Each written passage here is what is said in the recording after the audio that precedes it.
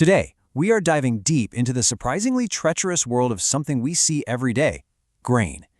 We're going to unpack the official rulebook, the IMO Grain Code, that's designed to stop a simple shipment of wheat from turning into a full-blown catastrophe at sea.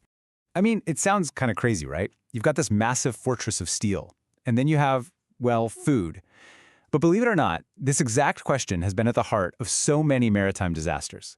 The answer, it turns out, is all about some pretty wild and dangerous physics. And that is exactly what we're here to explore. Okay, so let's get on the same page. When we say grain, what are we actually talking about? Well, according to the official code, the definition is incredibly broad. It's not just wheat, it's corn, rice, oats, seeds, even stuff like processed pellets. Basically, if it's a small, flowy particle, these rules apply. Right, so here is the absolute heart of the problem. When you get thousands of tons of these tiny little particles together in a cargo hold, they don't act like a solid brick. Nope. On a ship that's rolling on the waves, the whole thing starts to behave like a giant sloshing liquid. Think about it. Ever tried to run with a wide, shallow pan full of water? The slightest little tilt, and that water just rushes to one side, trying to yank you right over. Now just imagine that, but scaled up to the size of a building. That's called the free surface effect, and it is the monster we're trying to tame. All right, so here's how we're going to break it all down. First, we'll look at the danger itself. Then we'll check out the international rulebook built to stop it. After that, we'll dive into the surprisingly critical math behind it all, look at the actual hands-on engineering solutions, and finally, we'll see why this code really truly matters. So first up, let's get a feel for the incredible forces that are churning away deep inside a ship's hold.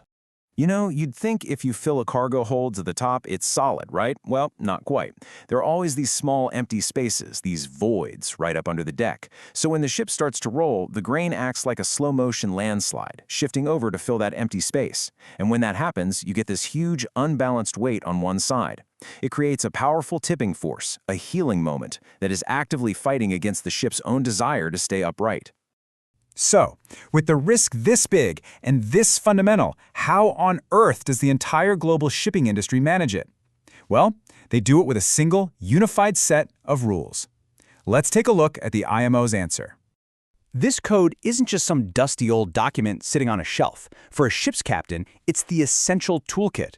Before a single piece of grain is even loaded, the master has to have three key things on hand: an official document of authorization that proves the ship is even allowed to carry grain, a super detailed grain loading manual, and, most importantly, stability plans made specifically for that vessel. There's absolutely no guesswork allowed here.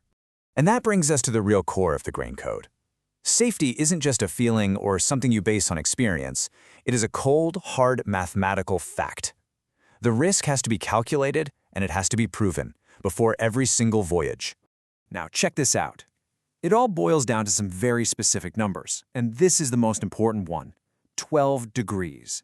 The rules say you have to prove, through calculation, that if the entire surface of your grain cargo shifted, the ship would not tilt more than 12 degrees. That is the absolute red line. Any calculation that results in more than that, and that ship is forbidden from sailing. And this graph, this is a perfect picture of that battle. Every ship has a stability plan with a graph just like this one. That big curve, that's the ship's natural power to push itself back upright, its righting arm. And that straight line, that's the grain's relentless force trying to tip it over, the healing arm. For the ship to be safe, that curve has to stay well above the line. That space in between, that's your safety margin. So, all in all, every single voyage has to pass a strict three-part safety test. First, you have to meet that 12-degree limit we just talked about. Second, you need to have a minimum safety margin on that graph. And third, the ship needs to have a minimum initial stability. It's called metacentric height of at least 0.3 meters. You can think of that last one as a measure of how tippy or stiff a ship is, how eager it is to snap back upright. It is a tough test, and you have to pass all three parts. Okay, so we've talked a lot about the math, but how do you actually stop tens of thousands of tons of grain from sliding around? This is where we go from abstract calculations to real physical engineering inside the hold. So first, you've got to understand there are two basic ways to load the grain. A hold can be trimmed, which is where the crew literally gets in there and levels the grain by hand to fill up every single nook and cranny. Or it can be untrimmed, where you just pour it in from the top and let it form a natural pile. Now, trimming is way more stable, but it costs a lot more time and money. And whichever method you choose completely changes the math you have to use. So, to physically stop this massive shift, The code gives you 3 main tools for the toolbox. 1, you can build walls, or divisions, right down the middle to break up that big liquid surface. 2, you can overstow it, which means stacking a heavy layer of something solid, like bags of cargo, right on top of the loose grain. Or 3, you can literally strap the entire surface down with giant nets of wire rope and timber. And honestly, the simplest solution is often the most effective one, the longitudinal division.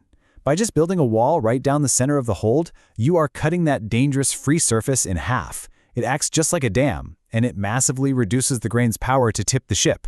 It's such a simple idea, but it has a huge impact on safety. And when I say the code is specific, I mean really specific. It doesn't just say build a wall. It gives you detailed engineering tables like this one, telling you exactly how thick a wooden board needs to be based on how far it has to span.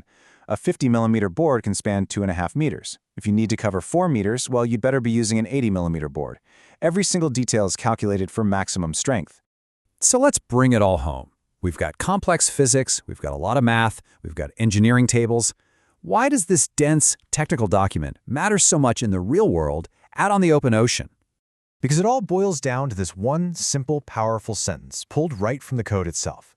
After all the math is done, after all the cargo is secured, there's one final, common-sense check.